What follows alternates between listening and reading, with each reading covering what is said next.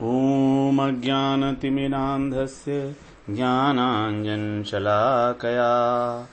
चक्षुरुन्मिलितं येन तस्मै श्रीगुरवे नमः।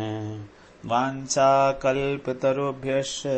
कृपा सिन्धुभ्येव च पतितानां पावनेभ्यो वैष्णवेभ्यो नमो नमः।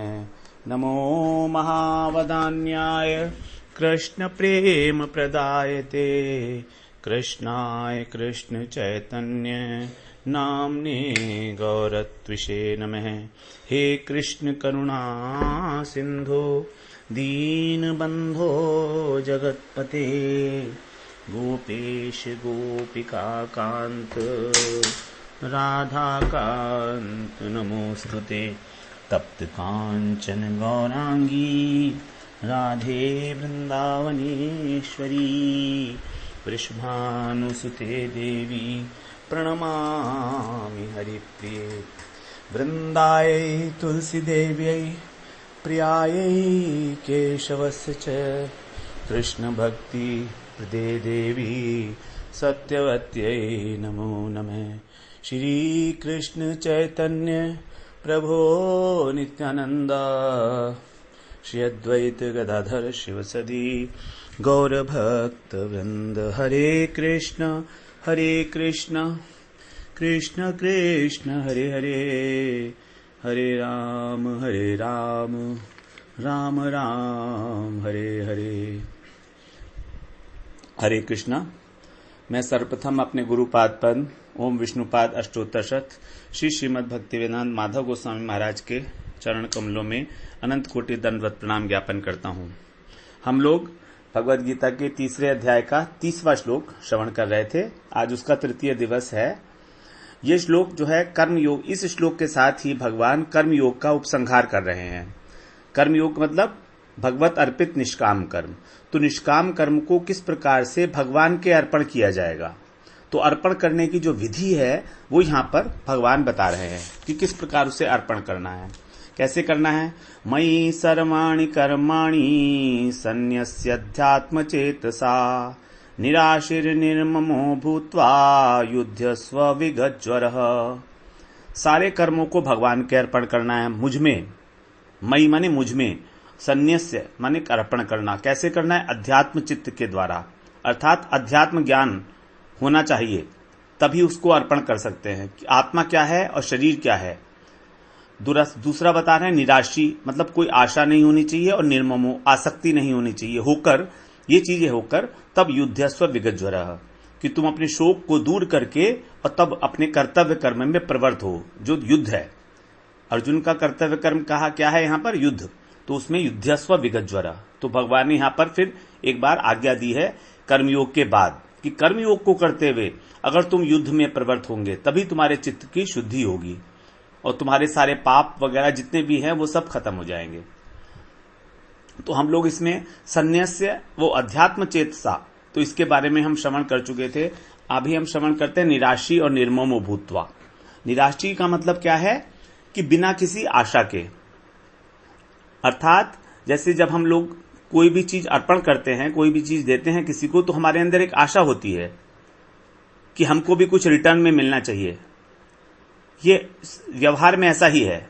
जब हम लोग किसी को गिफ्ट देते हैं बर्थडे में, जब बच्चों का बर्थडे मनाया जाता है तो हमने देखा है कि सबको उसको गिफ्ट मिलती है बच्चे को, लेकिन बच्चा भी उनको फिर क्या करता है? रिटर्न गिफ्ट करता है, रिटर्न गिफ्ट देता है। तो यहां पर भी हम लोग भगवान से कुछ ना कुछ रिटर्न गिफ्ट की एक्सपेक्टेशंस रखते हैं, लेकिन भगवान कह रहे हैं नहीं, मत रखना, क्योंकि मैं तुमको जो देने वाला हूं तुम मांग ही नहीं सकते। तुम जिस चीज की भी आशा करोगे वो इस संसार की वस्तु होगी, लेकिन मैं तुमको एक बहुत अच्छी, इससे बहुत सुपीरियर चीज दूंगा जो तुम जानते ही नहीं हो, तो फिर उसकी आशा क्यों कर रहे हो? मैं दूंगा ना। इसलिए भगवान कह रहे हैं कि आशा मत रखना। अगर तुम आशा रखोगे तो वही वस्तु भगवान दे देंगे, और हम अपने लेवल के अनुसार ही आशा रखेंगे। जैसे मान लीजिए एक रिक्शा वाला है, अगर वो किसी के पास जाएगा भी तो ज्यादा से ज्यादा क्या मांगेगा? वो ज्यादा से ज्यादा मांगेगा कि मेरे को 10,000 रुपए दे दीजिए, बस इतना मांगेगा। 10,000 रुपए उसके लिए बहुत है, बहुत ज्यादा है उसके लिए, इससे ऊपर मांग ही नहीं पाएगा वो। तो भगवान कह रहे हैं तुमको तुम्हारे को क्या वास्तव में चाहिए कल्याण के लिए, क्योंकि तुम्हें पता नहीं है इसलिए तुम आशा मत रखना, और मैं जो तुम्हें दूंगा वो बहुत ऊंची चीज होगी। इसीलिए भगवान ने बोला निराशी, कोई कामना कोई आशा मुझसे मत रखना। अर्पण जो है निष्काम भाव से कर रहे हैं ना। अब निष्काम कर्म है तो निष्काम कर्म क्या है, बिना किसी कामना के जो कर्म हुआ है उसी को अर्पण कर रहे हैं। तो वहां पर उस निष्काम कर्म में भी अगर हमने आशा डाल दी तो निष्काम कहा रहा फिर वो। तो इसीलिए कोई आशा, जो हम संसार में यही करते हैं, संसार में हमारी आदत यही है कि हम किसी के लिए भी कुछ करेंगे तो हम एक्सपेक्ट करेंगे कि वो भी हमारे लिए कुछ करे। गिव एंड टेक का जो सिस्टम है, जो बिजनेस एटीट्यूड है, वो संसार में ही है। लेकिन जहां पर भी हमारे संबंध बहुत स्नेहमय हो जाते हैं, प्रेममय हो जाते हैं, वहां पर स्वार्थ का भाव नहीं होता। जैसे मां और बेटे का, मां और पुत्र का संबंध जो है वो इस संसार का सबसे, कह सकते हैं कि शुद्ध संबंध है, सबसे जो भी हो सकता है। वहां पर मां कुछ भी एक्सपेक्ट नहीं करती है बच्चे से कि ये मेरे लिए कुछ करेगा। आजकल के समय में करने लगे हैं, लेकिन वो ऐसा है नहीं, जितना है फिर भी बहुत कम है। तो इसलिए भगवान कह रहे हैं कि निराशी हो जाओ। निराशी का मतलब ये नहीं है कि तुम जीवन में कोई भी अपनी आशाएं मत रखो, सारी आशाओं का त्याग कर दो। नहीं, आशा नहीं होगी तो कुछ भी नहीं हो पाएगा। हम परमार्थ में भी आगे कैसे बढ़ेंगे? भगवान प्राप्ति की आशा नहीं होगी तो हम आगे कैसे बढ़ेंगे? यहां पर निराशी का मतलब वो नहीं है कि डिप्रेसिंग एटीट्यूड में उसको ले लिया जाए। निराशी का अगर हमने वो अर्थ ले लिया तो अर्थ क्या होगा, कुअर्थ हो जाएगा वो शब्द का। तो यहां पर जो बात चल रही है उसी के प्रसंग के अनुसार ही हमको इसका अर्थ समझना पड़ेगा। हमेशा हर एक शब्द का अर्थ उस प्रसंग के अनुसार समझना पड़ेगा। यहां पर भगवान में निष्काम, यहां पर ही भगवान ने ये नहीं कहा कि तुम कामना रहित होकर मुझे अर्पण करो। कामना रहित होकर भी तो बोल सकते थे, वो भगवान ने बताया था दूसरे अध्याय में, विहाय कामान्य सर्वान। लेकिन यहां पर कामना की बात नहीं की। लेकिन निराशी का मतलब है कामना ही, एक प्रकार की आशा जो है वो कामना ही है। लेकिन यहां फिर भी आशा शब्द बोला जिससे कंफ्यूजन ना हो। और दूसरा बात फिर यहां पर आता है निराशी निर्ममो। निर्ममो का मतलब ममता, कि यह मेरी वस्तु है। जैसे हमने पिछली बार इस बारे में श्रवण करा था कि हमने किसी को किताब दी अगर, तो अगर उसे किताब दे भी दी परमानेंटली, तो भी जब वो किताब पढ़ते हुए देखेंगे तो हमारा मन में आएगा कि हाँ ये मेरी किताब पढ़ रहा है। तो क्यों आ रहा है ये मन में? गलत है। इसका मतलब अभी आंशिक ममता है उस किताब के अंदर हमारी, वरना तो क्यों होती। ऐसे कुछ लोग होते हैं, जैसे मैं बताता हूं अपने जीवन में एक कहानी की। एक व्यक्ति था, उसने मेरे को कुछ गिफ्ट दिया। गिफ्ट क्या दिया उसने? मेरे को एक कैसेट दी सुनने के लिए। बहुत पुरानी बात है जब कैसेट चला करती थी, है ना। वो कैसेट दी, उसने कहा ये कैसेट सुनना आप। कोई अलग तरीके का कुछ म्यूजिक था उसके अंदर, तो उसने कहा वो सुनना आप। मैंने कहा ठीक है सुनूंगा। अब वो मुझे दे दिया। अब वो हर 5वें 6ठे दिन वो मुझसे पूछे क्या आप तुमने सुनी, क्या तुमने सुनी। अब जब वो उसने मुझे दे दी तो फिर वो क्यों जानना चाह रहा है कि क्या मैंने सुनी या नहीं सुनी? वो तो अर्पण कर दी। अब उससे बड़ा प्रेशर पड़ रहा था मेरे ऊपर कि मैं सुनूं कि नहीं सुनूं उसे। मेरा मन तो हुआ कि उसको वापस ही कर दूं। यही मन होगा, आपका भी यही मन होगा। अगर कोई आपसे पूछे कि मैंने आपको एक सामान दिया था, क्या उसने इस्तेमाल किया आपने उसका, क्या उसका इस्तेमाल करा आपने, तो आपका मन करेगा अरे तू ले ही ले वापस। यही है, उसमें ममता नहीं रखनी है हमको जो हमने वस्तु दे दी है। तो भगवान भी ऐसे ही है, वो कह रहे हैं तूने मुझे दे दी है तो उसमें ममता क्यों रख रहा है, ले वापस ही ले ले फिर। और चीज थी भी कहां, थी तो मेरी ही वास्तव में, सभी कुछ तो भगवान का है। तो फिर ममता रखने का क्या औचित्य है भाई।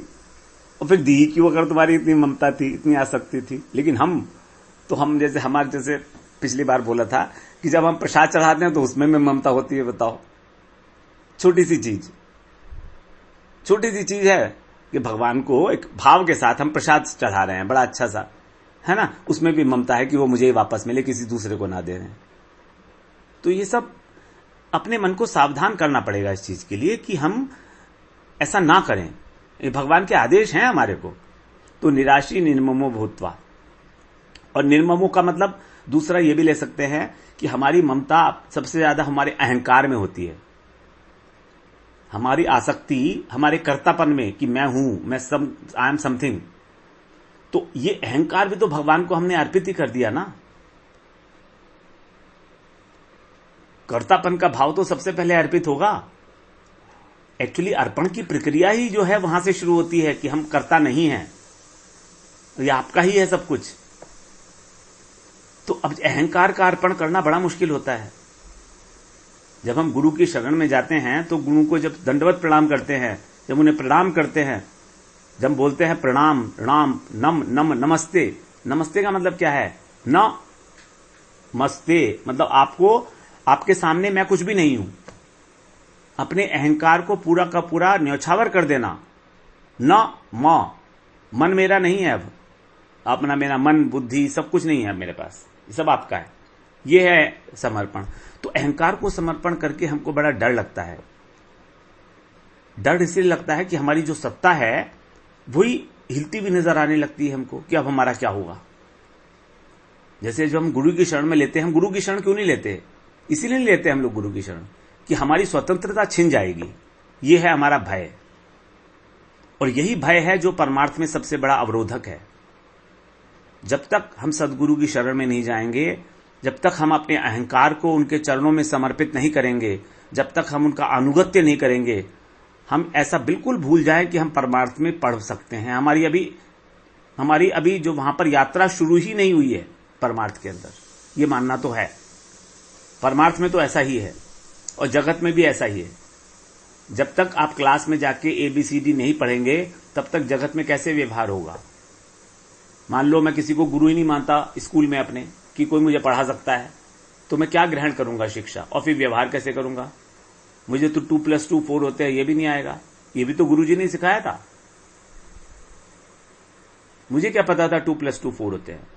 और ना ही मैंने उनसे इसका कोई प्रूफ पूछा कि 2 + 2 4 होते हैं, इसका क्या प्रूफ है गुरुजी बताइए। मैंने कभी पूछा क्या? नहीं पूछा। मान ली उनकी बात कि हाँ उन्होंने कहा है, क्योंकि उन्होंने भी अपने गुरु से सुना है। तो गुरु पदाश्रय ही इंपॉर्टेंट है, अनुगत्य, तभी हम लोग व्यवहार में भी आगे बढ़ते हैं। तो इस प्रकार हमें जब अपनी सत्ता हिलती हुई दिखती है तो हमको दुख होता है, हम डर जाते हैं, सोचते हैं कि हम इसलिए क्यों समर्पण करें। और कुछ लोग गुरु पदाश्रय करने के बाद भी ऐसा सोचते हैं कि हमने क्यों किया, इससे तो अच्छे पहले ही थे, अब गुरुजी की बात माननी पड़ेगी, अब तो प्रॉब्लम आ गई, ये तो प्रॉब्लम है। और हमने तो कभी आज तक किसी की बात ही नहीं मानी, हम तो अपने मन के राजा हैं। तो जो मन के राजा लोग हैं वो कभी भी भक्ति मार्ग में नहीं आ सकते। मन का राजा कभी भी नहीं चल सकता है। यहां पर संसार में ही मन का राजा नहीं चलता है।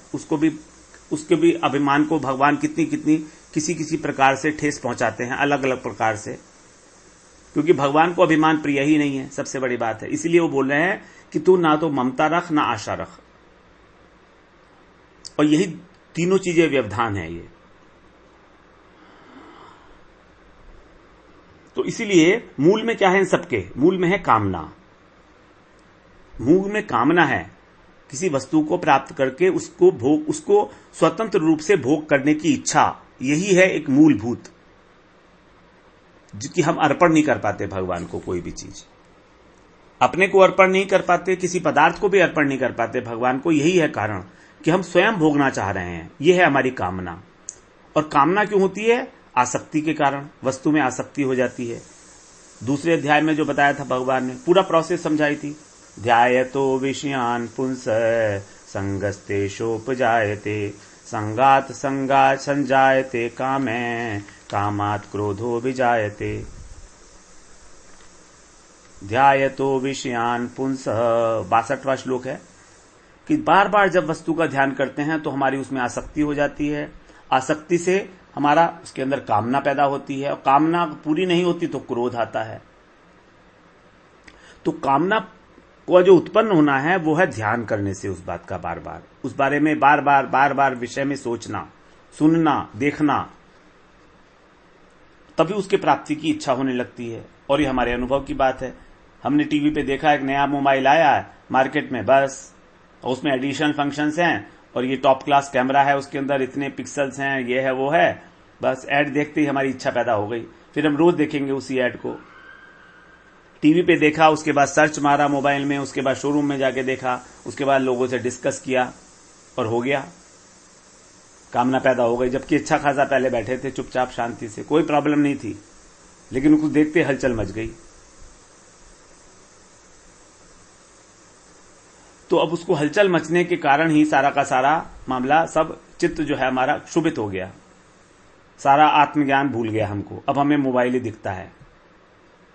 यही है उस वस्तु की कामना, और कामना है जब तक तब तक फिर भगवान को अर्पण भी क्या करेंगे। दूसरा फिर बता रहे ममता, ममता भी वैसे ही है, मेरापन। जब वस्तु आ गई तो क्या है, अब उसके अंदर मेरापन पैदा हो गया कि मेरी वस्तु है, अब उससे मुझको सुख मिलेगा, और उस वस्तु से मेरे को ही सुख मिले, दूसरे को ना मिले। हमारा जो स्थूल शरीर है और सूक्ष्म शरीर है, इसको उस वस्तु के द्वारा किसी प्रकार का सुख मिलना चाहिए, तभी उसमें ममता होती है। अगर सुख नहीं होगा तो ममता काहे की, फिर तो हम उसे छोड़ देंगे। तो चाहे वो व्यक्ति हो, चाहे वस्तु हो, चाहे स्थान हो, और चाहे परिस्थिति हो, अगर वो हमारे अनुकूल है और हमको सुख दे रही है कहीं ना कहीं, हमारे मन को, हमारे सूक्ष्म शरीर को, तभी हमारी उसके अंदर ममता बढ़ती चली जाती है, बढ़ती चली जाती है, और फिर हम उससे दूर नहीं होना चाहते। और यहां भगवान कह रहे हैं निर्ममो, कि ममता मत नहीं रखो आप। तो ये ममता नहीं रखो कैसे होगा? ममता नहीं रखो तभी होगा जब इस दैहिक सुख से, जो उच्च कोटि का सुख है, अगर वो हमको मिल जाएगा तभी हमारी वो ममता दूर हो सकती है। हमारे को एक प्रकार का सुख मिल रहा है, अगर हमसे उच्च कोटि का सुख मिलेगा तभी तो ममता दूर होगी ना। और वो सुख कैसे मिलेगा? वो सुख मिलेगा, भगवान बता रहे हैं दूसरे अध्याय में 59 श्लोक, रसवर्जम रसोपियस्य परम दृष्ट्वा निवर्तते।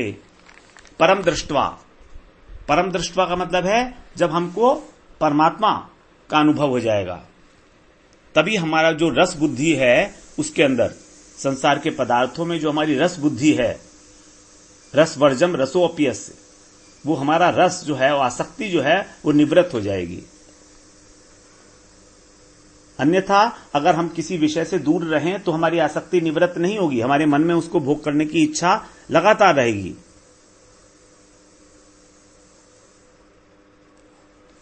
तो इसलिए भगवान बता रहे हैं कि यहां पर, और ये सब जो होगा कब होगा? वो सुख हमको परम दृष्ट्वा निवर्तते, वो कैसे होगा? वो जब हमें आत्मा का सुख मिलेगा, परमात्मा का अनुभव करके हमारी आत्मा जो है पोषण को प्राप्त होती है, हमारी आत्मा में चिद बल आ जाता है। देखिए भगवान के दर्शन से होता क्या है, भगवान के अनुभव से, कि उस अनुभव से हमारा जो आत्मा का स्वरूप है उसके अंदर 3 अंश हैं, चित्त, ज्ञान और आनंद। सत्य, चित्त और आनंद। चित्त नहीं, चित्त और ज्ञान तो एक ही है ना, सत्य, चित्त और आनंद, ये वही 3 अंश हैं जो भगवान के हैं। अब जब भगवान का अनुभव हो रहा है तो तीनों अंश ये जो हैं, जो पहले कम थे, अंश मात्रा में थे, अब बढ़ते जा रहे हैं। हमारा सत अंश प्रबल हो रहा है संघनी शक्ति के द्वारा, हमारा ज्ञान वर्धन हो रहा है, ज्ञान हमारा उच्च कोटि का बढ़ रहा है, और आनंद भी बढ़ रहा है। तो इस प्रकार से जब हमारे को आत्मा का सुख मिलने लगता है, आत्मा का आनंद मिलने लगता है, वो कब मिलेगा? जब हम आत्मनिष्ठ होंगे, आत्मा के धर्म में होंगे, आत्म धर्म में प्रतिष्ठित होंगे। वही बताया था अध्यात्म चेतसा। अध्यात्म चेतसा का मतलब क्या है? जब हम समझ जाएंगे कि हम भगवान का अंश हैं, तो फिर हम भगवान की सेवा करेंगे, क्योंकि सेवा ही आत्मा का धर्म है। हम लोग इसीलिए भगवान, गुरु और वैष्णव, इन गुरु और वैष्णवों को भगवान से अभिन्न मानकर इन सबकी सेवा जब की जाती है, तो वही आत्मा का धर्म है, और वही है भक्ति। तो इस भक्ति का अगर लेश मात्र भी अनुभव हो जाए तो हमारे को देह और दैहिक वस्तु से ममता अपने आप छूट जाएगी, हमको यत्न नहीं करना पड़ेगा। इस श्लोक के अनुसार रसवर्जम रसोप्यस्य परम दृष्ट्वा निवर्तते। निवर्तते मतलब संपूर्ण रूप से वो खत्म हो जाता है, नष्ट हो जाता है दैहिक सुख की इच्छा। ये हुआ निराशी निर्ममो। अब हम लोग आते हैं विगत ज्वर। विगत ज्वर एक बार बात की थी पहले हमने। ज्वर का मतलब यहां बताया था शोक रहित। विगत माने जिससे आप विगत हो गए हैं, माने जिससे आप ऊपर चले, उठ चुके हैं। तो यहां पर जो ज्वर शब्द है ये पहली बार आया है, और एक ही बार आया है पूरी भगवत गीता में, पूरी भगवत गीता में। और ये ज्वर क्या है? ये ज्वर यही है अर्जुन के केस में, जो उनको कौटुंबिक मोह था, स्नेह था कि मेरे परिवार वाले नष्ट हो जाएंगे, मेरे गुरु नष्ट हो जाएंगे, सब लोग मृत्यु को प्राप्त होंगे। तो ये जो उनकी संभावना थी एक, मृत्यु की सबके, तो वो उनको जो है बहुत हृदय को चुभ रही थी, शोकाकुल कर रही थी उनको, उनके अंदर अग्नि प्रज्वलित हो रही थी, ये शोक की, उसमें जल रहे थे अर्जुन। तभी इसको बोला ज्वर, क्योंकि ज्वर जब मतलब बुखार होता है तो हम लोग भी जलते हैं ना, हमारा शरीर। सीदंती मम गात्राणी सुख, वो आया ना, सीदंती मम गात्राणी मुखम च परिशुष्यति। तो अर्जुन का भी सब यही हो रहा था, इसी को बोला ज्वर। लेकिन उनको करना है कर्तव्य कर्म, भगवान का उद्देश्य था उनको कर्तव्य कर्म कराएं। तो कर्तव्य कर्म कराने के लिए बिना ज्वर के होना पड़ेगा, वरना काम कैसे करेगा।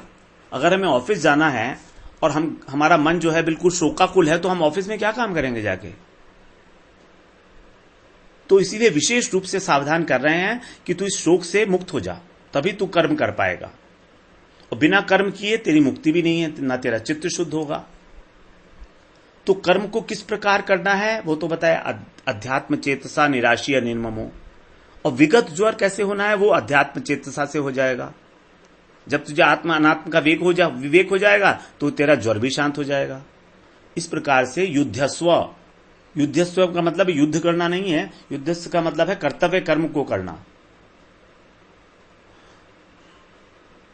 तो अर्जुन के समक्ष जो है वही कर्तव्य था, और सभी को इस प्रकार से वो अपने अपने कर्म की करने की प्रेरणा दे रहे हैं, कर्तव्य कर्म करने की प्रेरणा दे रहे हैं।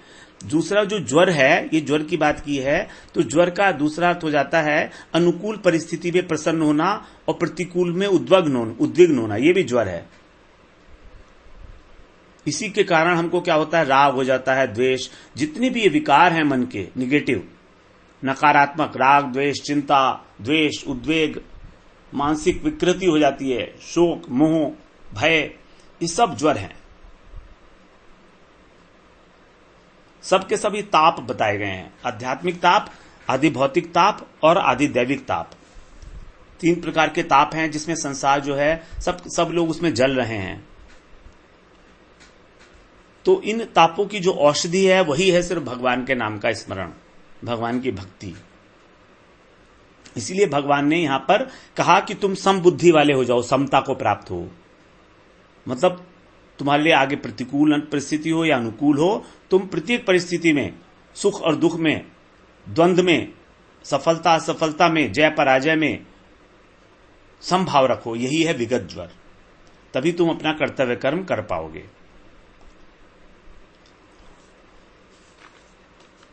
ठीक है, तो इस श्लोक के अंदर हम लोगों ने देखा कि किस प्रकार से भगवान आदेश दे रहे हैं अर्जुन को कि तुम विगत ज्वर होकर कर्तव्य कर्म करो और सर्व काम अर्पण करो, अध्यात्म चेतसा होकर, निराशी होकर और निर्ममो भूत्वा, ममता से रहित होकर।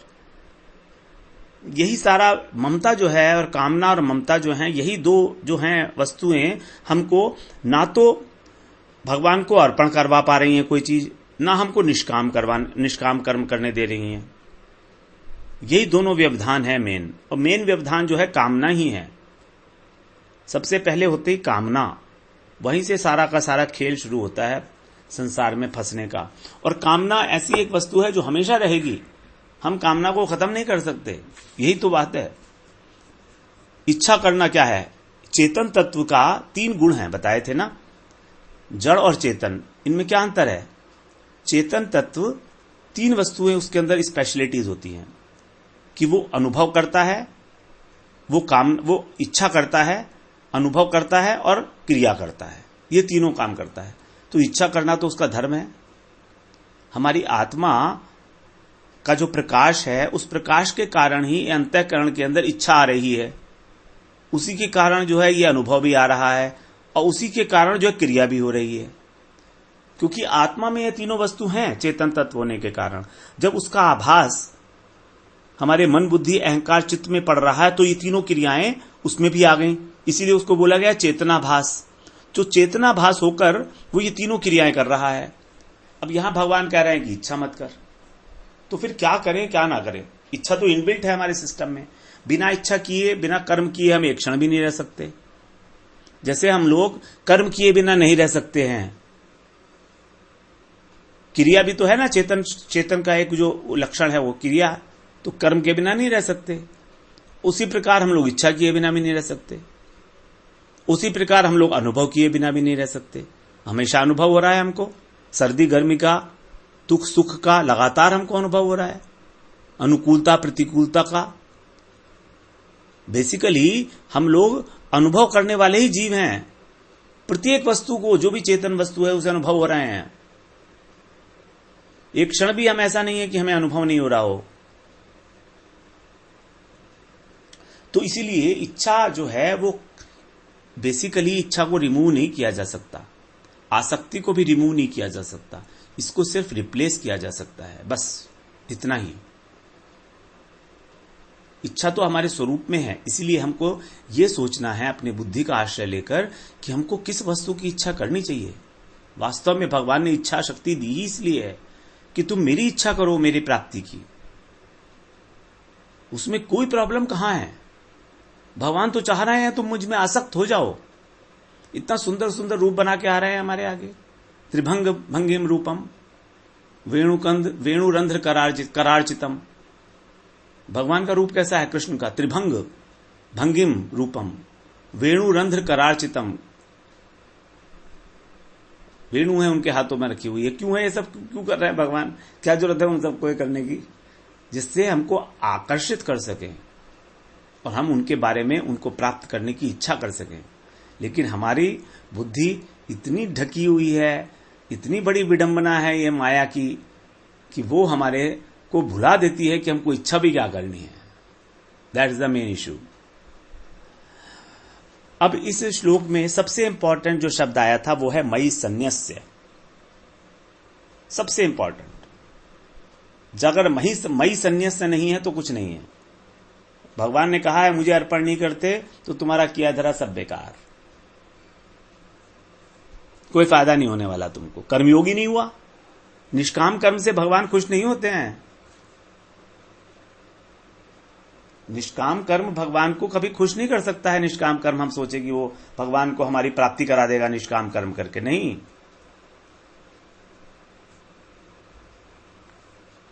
बिल्कुल भी पसंद नहीं है उनको वो, क्योंकि निष्काम कर्म से तो वो नैष्कर्म्यम सिद्धि प्राप्त करके वो ज्ञान योग की तपस्या हो गई, ज्ञान योग की साधना हो गई। उससे भगवान प्रसन्न नहीं होते। तो भगवान क्या कह रहे हैं? मुझको अर्पण कर सभी कर्मों को, तभी कर्मयोग तेरा सिद्ध होगा। और 3 कंडीशंस बता दी, निराशी होकर, ममता रहित होकर, अभिगत ज्वर होकर और अध्यात्म तत्व को जानकर, तभी कर्म हो पाएगा। तो जब ये निष्काम कर्म अर्पण होगा इसी प्रकार जैसे बताया, तभी इसका फल मिलेगा, वरना कोई फल नहीं मिलेगा। तो भगवान ने इस अध्याय में पहली बार कर्मयोग के प्रसंग में मयि शब्द का उपयोग किया है, क्योंकि किसी भी काम को भगवान श्री कृष्ण से संबंधित अगर नहीं किया तो फिर वो कर्मयोग कहां का? कर्म ही कर्म रहा ना, योग कहां हुआ? योग का मतलब क्या है? योग का मतलब भगवान से स्थापित करना योग उसका। तो योग का मतलब तभी होगा वो जब भगवान को समर्पित किया जाएगा। तो पहली बार ही पूर्ण जो कर्मयोग की पूरी क्रिया है यहां पर इसका उपसंहार अर्पण से किया है, स्पष्ट रूप से, कि तुझे मुझे ही अर्पण करना, मई मुझ में अर्पण करना है। ब्रिजेंद्र नंदन श्याम सुंदर में यहां पर ये नहीं कहा मेरे लिए अर्पण करना है, मुझ में अर्पण करना है, क्योंकि है तो मेरा ही नहीं है। तूने मुझसे लिया है तो मुझी में अर्पित कर दे। जैसे हम लोग गंगा जी में जब जाते हैं तो गंगा जी का पानी लेकर गंगा जी में समर्पित कर देते हैं। कहां समर्पित करते हैं? गंगा जी में। गंगा जी का पानी, गंगा जी का जल। उसी प्रकार से भगवान कह रहे हैं तो मुझसे लेकर मुझ में ही समर्पित कर दे। वही भाव है में का, मुझ में, मेरे लिए नहीं है। तो ये इस प्रकार से हम लोग अगली बार थोड़ा सा इसके बारे में और श्रवण करते हैं। वांछा कल्पतरुभ्यश्च कृपा सिंधुभ्यैव च पतितानां पावनेभ्यो वैष्णवेभ्यो नमो नमः।